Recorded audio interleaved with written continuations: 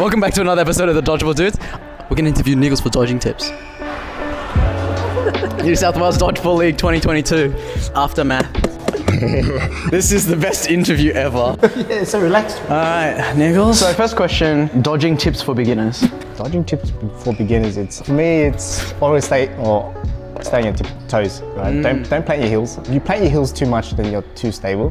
I usually, a bit light off my heels and just stay on my toes, and then you can dodge. A lot of times I do it too. I jump a lot, but don't jump. Try not to jump. Change directions. Like move your body away from the area that the ball is going to be in. I don't know if you see, I turn a lot because I'm in the area, but then when I turn, I'm in a different area now, right? And especially up close. But in terms of if you're in the back court, you got to have way outs, right? Think about it as your way outs. Like if they're coming up to you, they throw one fake, you dodge one way, but then you can dodge another way. You got to have multiple lives, multiple way outs. Yes. You can use that when you fake people, you're burning up their way outs, right? Yeah. They're like, they're out of things to do, right? Yes. But if you jump, you have one way out, that's it, and you've used it. That's true. That's so true. Because it can just throw it at you when you land. You can't jump and like double jump. Yes. If only. Yeah. A lot of times my last option is to drop, right? Because it's really hard, to get someone flat or pancake, right? And that's actually, you see it a lot in high level dodgeball where people just pancake it. Yeah, right. Yeah. So what I've been trying to do another level is I pancake and then I start sliding. Sliding around? Yeah.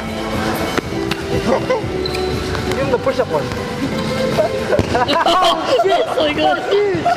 That's where it's at. Pancake and slide backwards. Yeah. Right? Just needed the right quality jersey for the surface. Yeah. You can't dodge in like if it's really rough because you just rip up your shirt. Yeah. What not to do when dodging. Yeah, so don't look at one player. Yes. Right, look through them and look at multiple players, right? And Get her.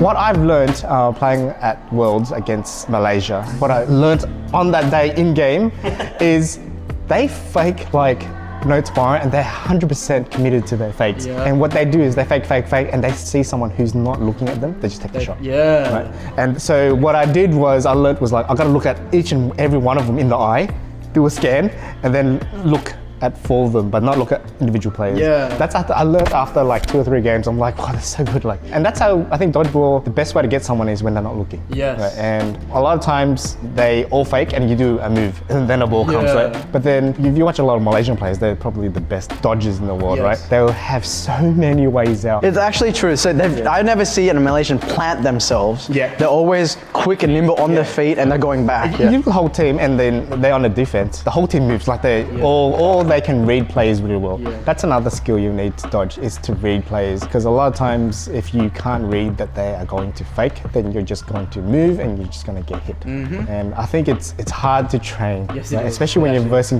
people you don't know. But people when you do know, it's easy to read them. Then again, another thing is just trying to time it so that you dodge as they throw. Yes. That is the biggest thing. That is one of the key things that's really hard to learn because you can get faked out so easily. What do you think about dodging when multiple balls are thrown at you? Then you have to do a big move. It's a big move. So if I know that I have no ball and they're just going to triple me, I'll just move as far away as I can out of that area. Out of that first position. Yeah, that or just drop.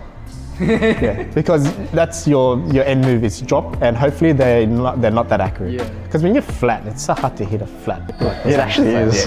And drills for dodging. Drills for dodging, lateral movements. You gotta make it so you're comfortable moving left and right, right? So anything where you're moving left and right, up and down, anything that it's muscle memory, right? Yeah. The more you do it, the more your muscles like comfortable moving in certain directions. Yeah. Right? I don't even train it, it just comes naturally. It's like how many years of dodgeball? Like 12 years? Yeah, but before that, I'm just used to be just very nimble on my feet. Some people are naturally so nimble, right? You can't train that, right? But you see people who aren't nimble and they're nimble now. Yeah. You're so nimble, man. Far out.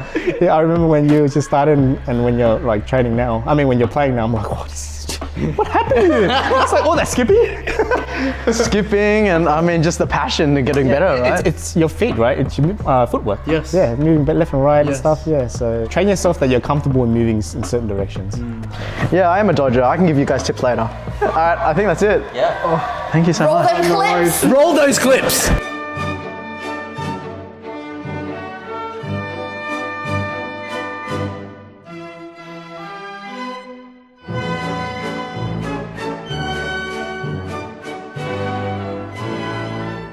As Niggles said in the video, Malaysians are some of the best dodgers that you will find in dodgeball. So watch this video next, where Phil and I actually break down how Malaysians dodge, and we've actually broken it down to 7 pro tips that you can start doing to become a better dodger. We'll see you in the next video. Bye. Oh yeah, and I'm blonde.